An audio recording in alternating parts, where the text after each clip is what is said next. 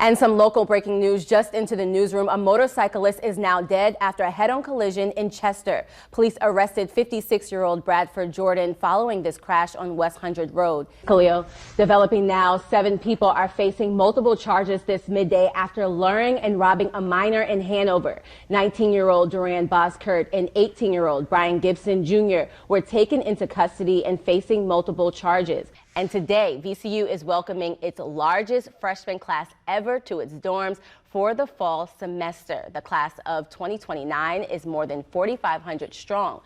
And tomorrow marks 1 week until Henrico students return to school. And if your 7th or 12th graders still didn't get their required vaccinations, we have some details on some vaccine clinics happening this week. So you can head over to Keokasin Middle School. And the Boulevard Bridge celebrating a major milestone this week. The iconic bridge in Richmond turns 100 this year. Weekend right here in Richmond. The Cup Series picks up at the Richmond Raceway Saturday night. Amaya Mitchell is outside the track to give us a breakdown of this weekend's race. Caroline, pretty much enjoy this weather today, even tomorrow, while we can. Outside right now. Awesome. Thank you so much.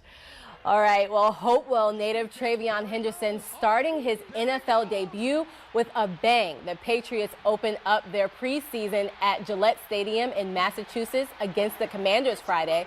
Off the first kickoff, Henderson returned the ball for 100 yards, weaving through defenders left and right.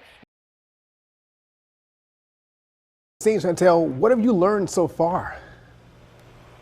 Well, it's still an active scene here on Golden Brook Drive. I keep seeing police cars pull on and off this road, them confirming that one person is dead. That person lived inside of this home you see behind me, this brown home here. And Riley Kurt, it's a heavy night here in Winchester Greens. What we now know is that a little boy is now dead. Police did confirm that, but what they did not confirm is how old this child is or how he died. Take a look at this massive tree slicing through the roof of this home. Now, thank goodness no one was hurt, but firefighters say that this could have been a very different story had someone been upstairs. Shopping center off of Forest Hill Avenue, where this parking lot is completely prepped. You can see here how there's already salt and sand across this pavement. And of course, I did speak with VDOT. Abigail Spanberger is the Democratic nominee for governor, and tonight her team is hosting an event here at her alma mater, J.R. Tucker High School. Just take a look at this crowd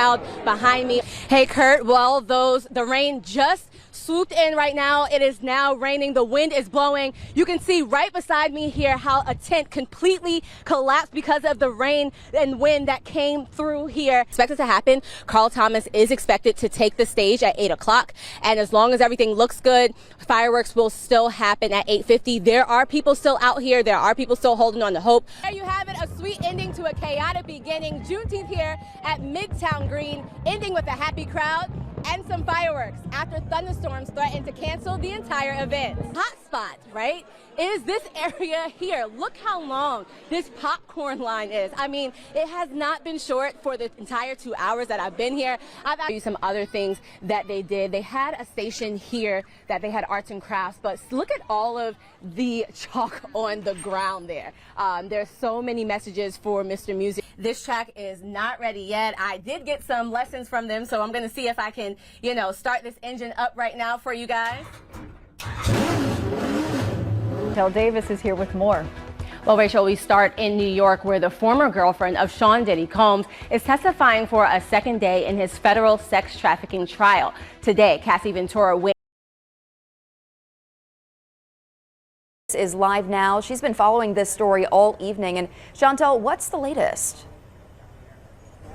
Well, Riley, investigators are working to figure out how a person died inside their Chesterfield home. Now, the news coming as a shock to many in the community, some of them telling me they never would have imagined something like this happening on their street.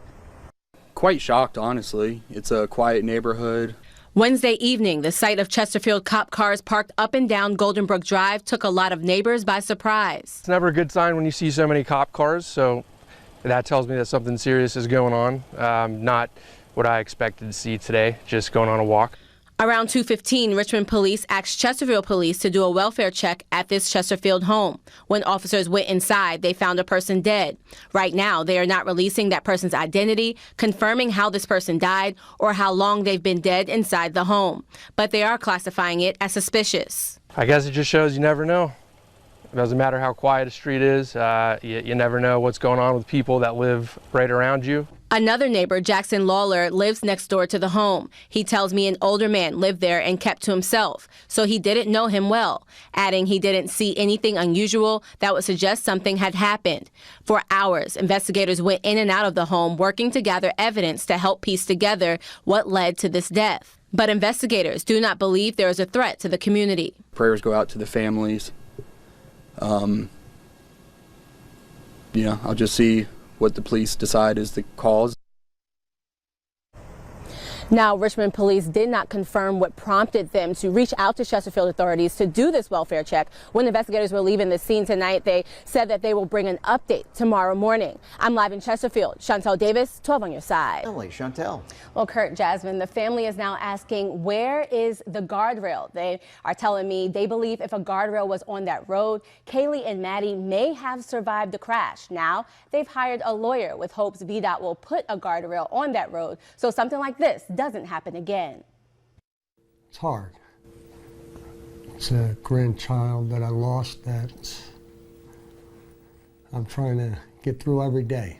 A family remains in disbelief after a tragic accident steals the life of 33-year-old Kaylee Williams and her 4-year-old Maddie. A Good Samaritan in King William County heard the crash and dialed 911. This photo of the road, taken by Virginia State Trooper and provided to the family, shows the icy conditions that day. They run off the road right there in front of my truck, went back under that sign, and they're right there upside down. This all happening during our area's first snowstorm back in January. In the 911 call, you can hear the caller complaining how bad the roads are and how dangerous the area is.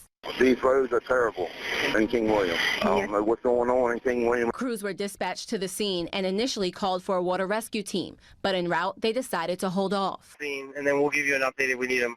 Special Squad 2, we are holding on contacting Hanover at this time.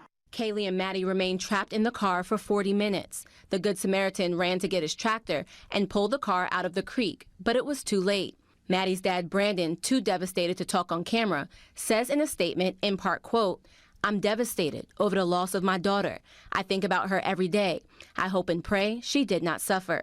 Rob Curlis is Maddie's grandfather. He tells me he and his family still have a lot of questions. That bothers me every day. 40 minutes is just, that's uncalled for.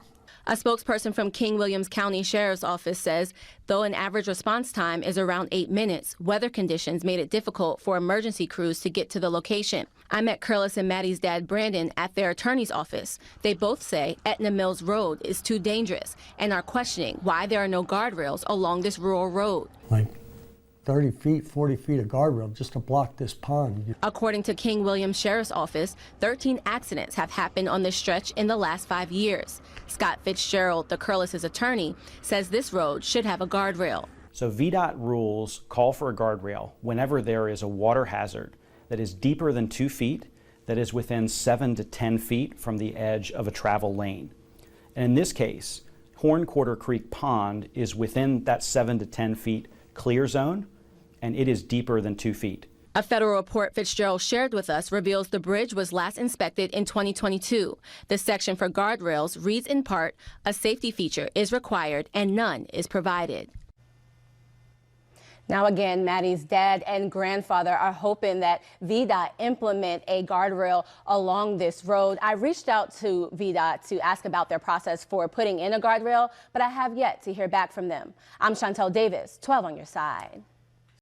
Well, there you have it, a sweet ending to a chaotic beginning. Juneteenth here at Midtown Green, ending with a happy crowd and some fireworks after thunderstorms threatened to cancel the entire event. Look, Ryan, don't stop no show.